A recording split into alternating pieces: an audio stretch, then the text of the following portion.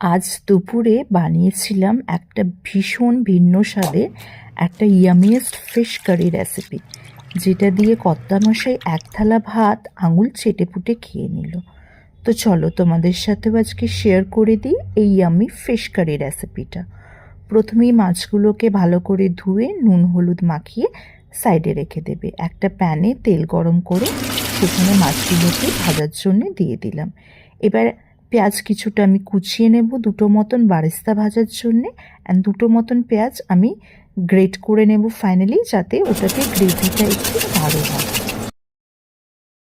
মাছগুলোকে এপিট ওপিট উল্টে সুন্দর করে লাল করে ভেজে তুলে নেব। একই তেলে দিয়ে দেবো কুচানো পেঁয়াজ, যেটা বারিস্তার জন্য রেখেছিলাম। বারিস্তাটা ভেজে নিয়ে একটু নুন ছড়িয়ে দেবো। সেম তেলে তোমার ফোড়নে দেবো শুকনো লঙ্কা, তেজপাতা, গোলমরিচ, আর সেটার মধ্যেই তোমার গ্রেট করা পেঁয়াজগুলো দিয়ে নাড়বো।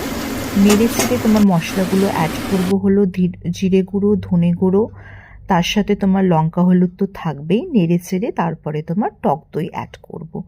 ভালো করে মশলাটা কষিয়ে তেল ছাড়লে সেটার মধ্যে পরিমাণ মতন জল অ্যাড করে তোমার কাঁচা চেরা লঙ্কা ওটার মধ্যে অ্যাড করে দেবো।